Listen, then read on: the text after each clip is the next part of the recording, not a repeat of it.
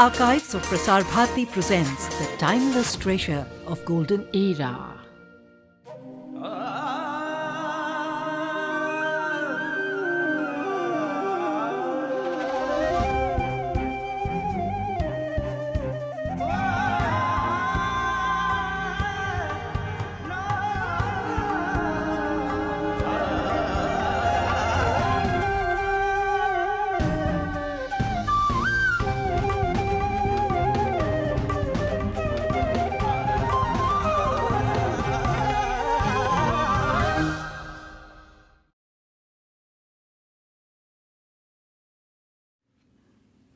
Over the past 31 years, I've had the joy of traveling repeatedly to many corners of this vast subcontinent that is India.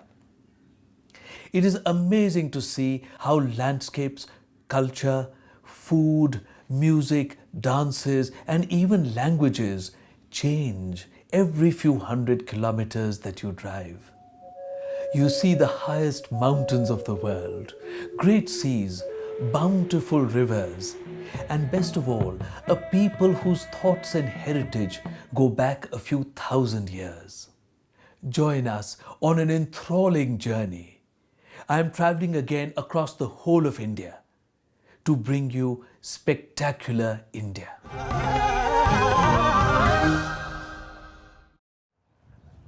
In the heart of the great Himalayas is a verdant valley which has been described by poets and emperors as paradise.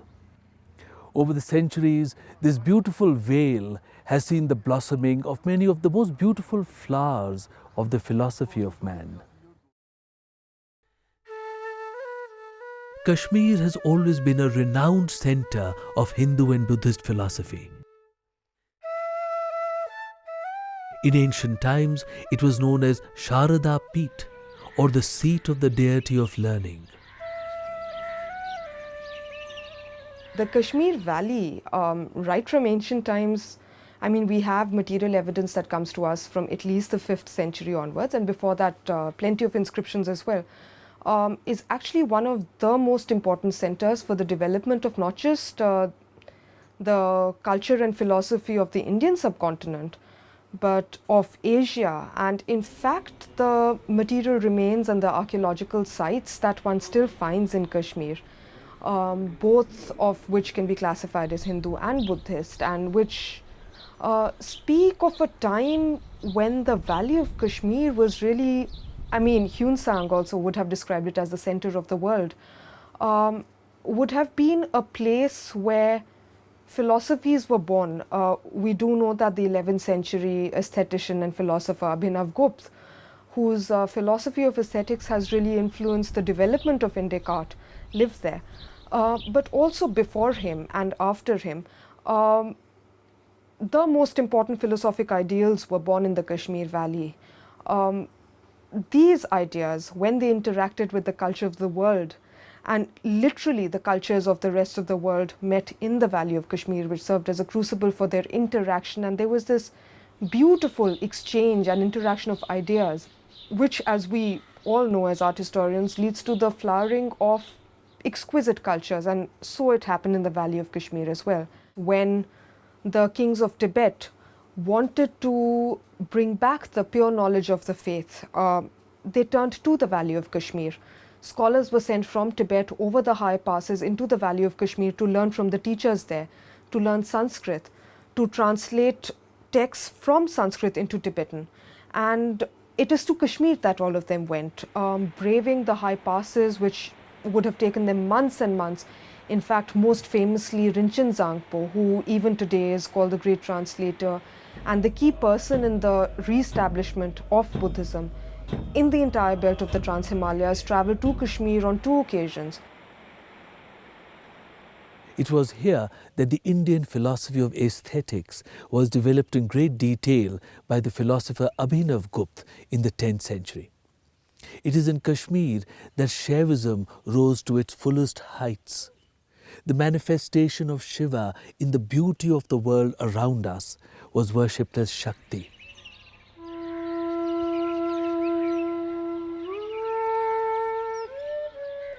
With the Kushanas came the golden age of Buddhism in Kashmir. Hundreds of stupas and chaityas were built right across the valley. Most importantly, in the time of Emperor Kanishk in the 1st century AD, the 4th Great Buddhist Council was held at Harwan, here near Srinagar.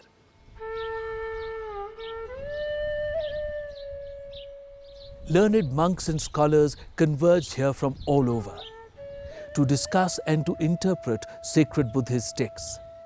This was one of the greatest meetings of Buddhist intellectuals the world had ever seen.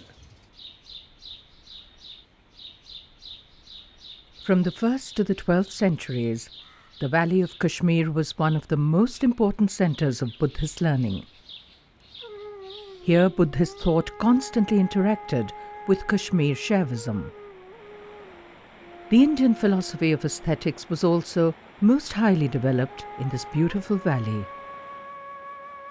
This philosophy believes that the moment in which we respond to something beautiful is similar to Brahmananda, the bliss of salvation itself.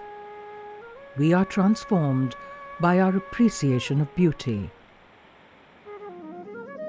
It helps to lift the veils of the illusions of the material world so that we can see the truth beyond. In the 8th century, Kashmir was ruled by an enlightened and great king, Lalitaditya. According to the 12th century historian Kalana, King Lalitaditya expanded his kingdom and conquered most of northern India. These military adventures are more likely to have been successful raids rather than conquests. However, the king would have brought back inestimable treasures of precious stones and gold. The prosperity of that time is reflected in the wonderful monuments and art.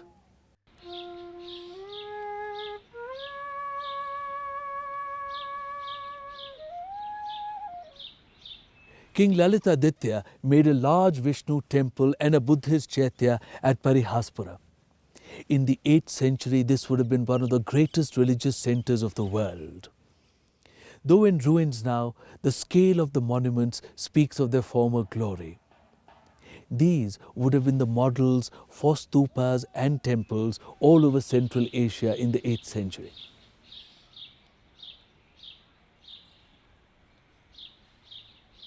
A crowned Buddha found at Parihaspura displays the artistic style of that time. This glorious stupa was made by Chankuna, minister of King Lalitaditya.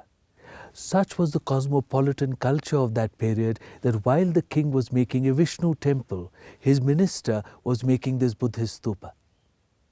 It is perhaps this stupa which is depicted in the 11th century paintings of Alchi in Ladakh. These paintings were made by Kashmiri artists who were invited for the purpose. In them we see the architecture and lifestyle of Kashmir at that time.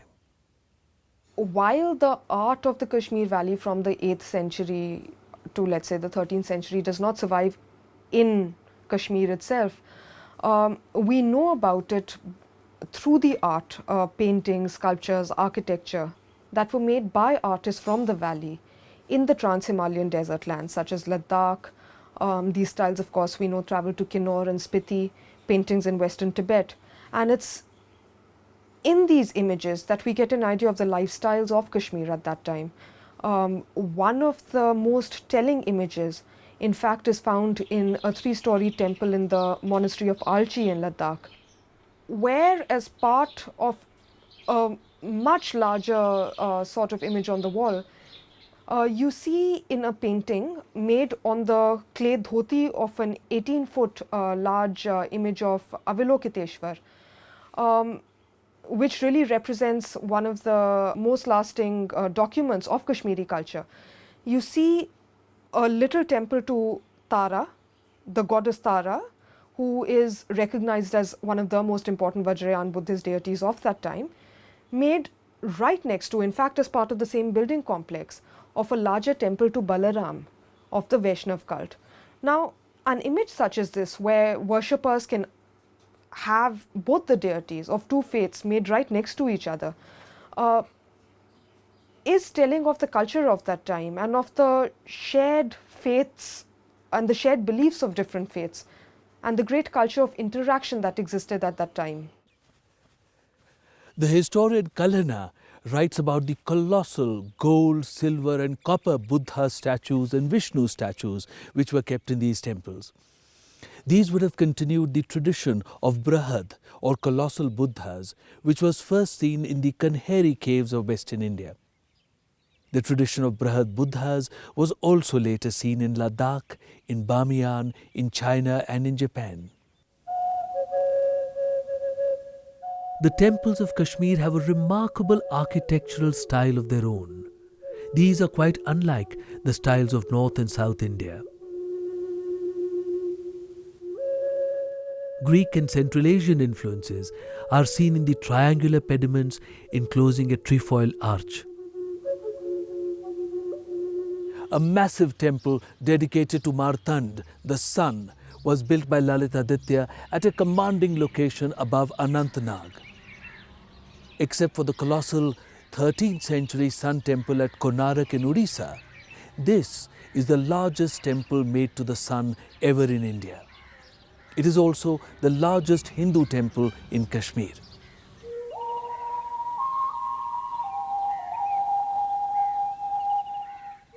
There is a small but well-preserved 8th or 9th century temple at Pandarethan on the outskirts of Srinagar.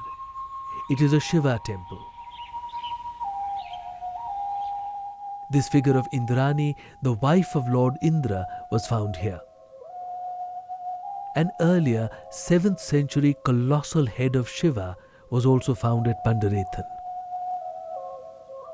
A number of terracotta heads have been found at stupa sites in Akhnur and Ushkur. These would be of the 5th or 6th century.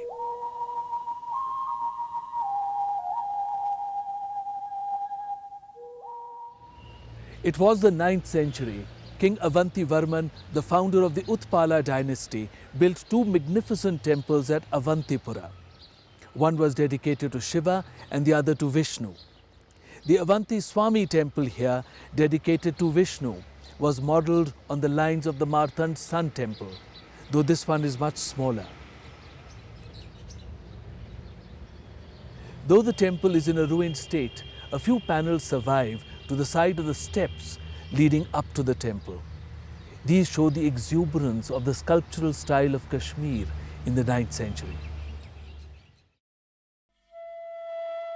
The most popular form of Vishnu in Kashmir was the four-headed Chaturmurti. To the sides of the central human face, we see the faces of his incarnations as a boar and a lion. The facial type and the modelling of the torso are typical of the style of Kashmiri art.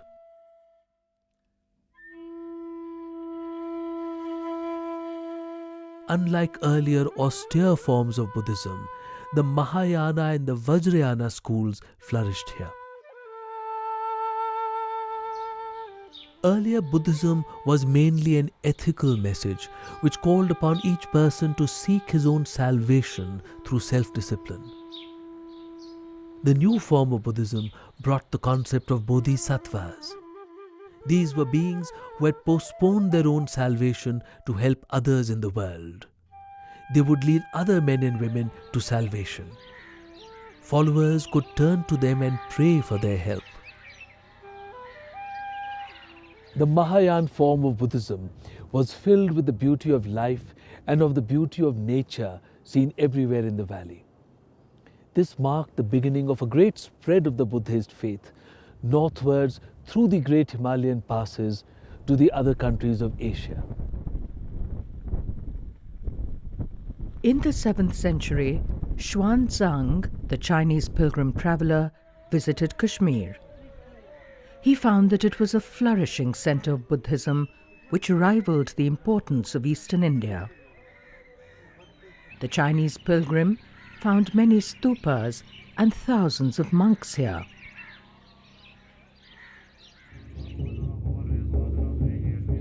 By this time, in the 7th century, Buddhism had entered its third major phase, the Vajrayana school, or the vehicle of the thunderbolt. The logic of this school was supposed to be as striking as a thunderbolt and as indestructible as a diamond.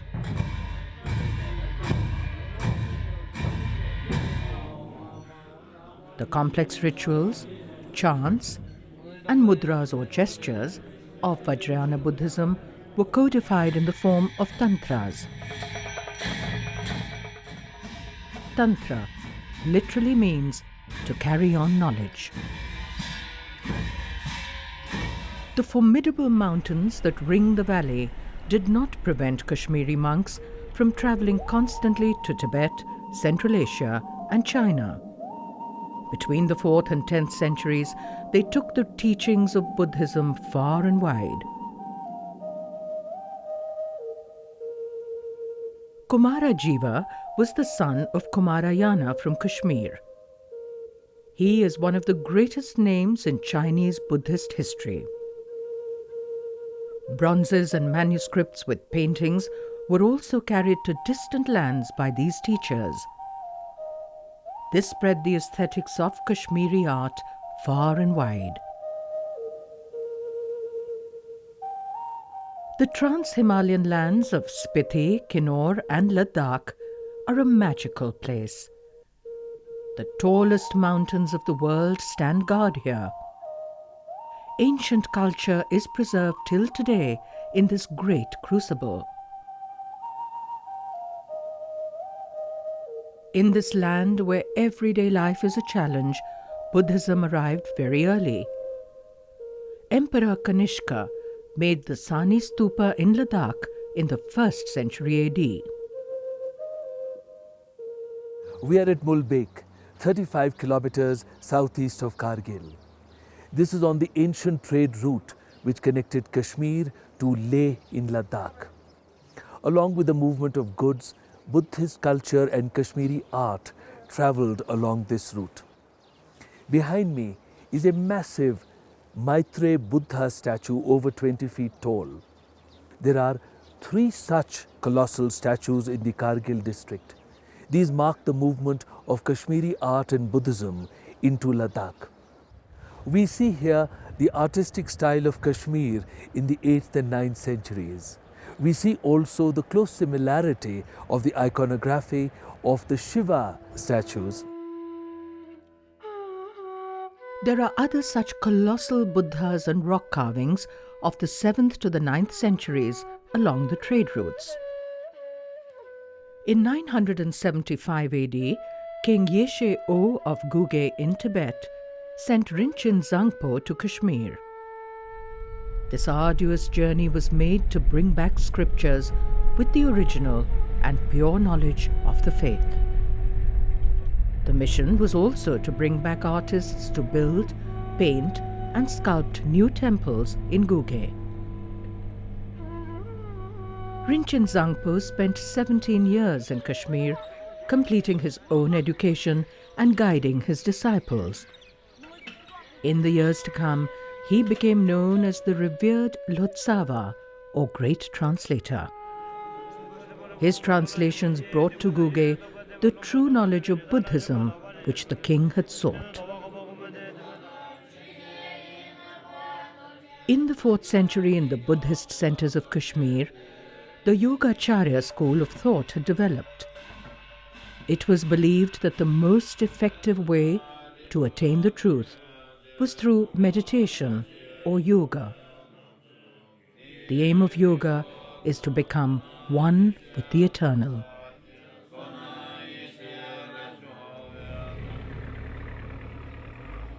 The different aspects of the wisdom of the Buddha were personified as the 5 Buddhas: Akshobhya, Ratnasambhava, Amitabha, Amogha Siddhi, and Vairochana. Vairochana, who symbolizes the wisdom of the Buddha's enlightenment, is the supreme Buddha in the Yoga Tantras.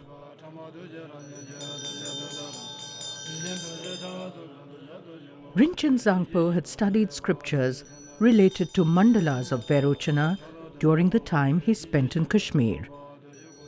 In this period, the second diffusion of Buddhism in the Trans-Himalayas, It was mainly temples devoted to Vairocana which were made.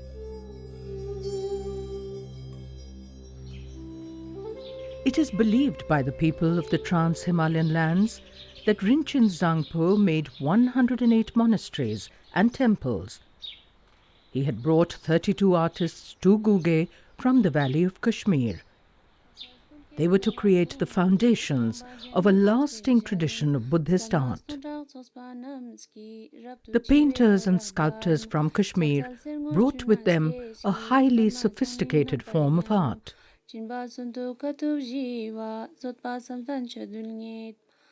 Inside these temples, one enters an enchanted space. It is a world of graceful forms and color. The purpose of this art is to take us into the deep and harmonious spaces of the inner self. The paintings in the monastery of Alchi reveal a lot about the sort of ethos that would have existed in terms of not just the artistic styles but also the philosophy and religion of that time. One imagines that, when one goes into a Buddhist monastery, one will find religious paintings, paintings of deities. And actually when one goes in, one walks into a space that transforms oneself, that takes one away from the world.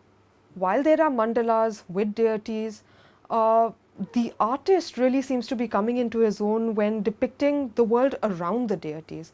So you have innumerable in fact, images of, for instance, apsaras that fly bearing garlands or trays with flowers around the deities. And when you see these little figures, twisting and turning through the air, performing almost acrobatic feats, you realize that it's a world which is completely imbued with a sense of the joy of discovery. And in this, one cannot but think of Abhinavgupta and the philosophy of aesthetics that he propounds, where he says that, in fact, an image has the power to give you a taste of the eternal. And in that moment, when you're looking upon images such as these little figures flying through the air, or even dancers that are made in these so-called religious paintings, you do tend to forget yourself. You tend to forget that you're standing in a monastery. You tend to forget the place that you're in. You tend to forget the time that you're in. And in that experiencing, even for a very, very brief moment of that eternal, you come close to what Abhinavgupta talked about. You come close to what he talks about as a taste of Brahmanand. While you may not experience it, this is a glimpse of that. Amidst the natural beauty of the Kashmir Valley, the most joyous Hindu and Buddhist philosophy was born. This saw beauty as a stepping stone towards the final truth and salvation itself. This philosophy led to the creation of art which fills us with joy and transforms us. There is a lyrical grace in the work of the Kashmiri artist.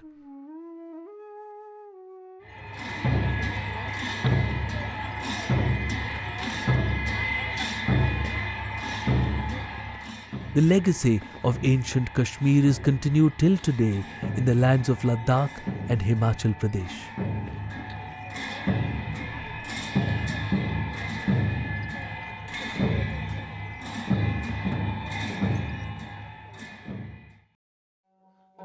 Matilani yuli salanspol singe kaba lada yul gil salanspol singe kaba singe kalaba spangarsket pedursi singe kalaba spangarsket pedursi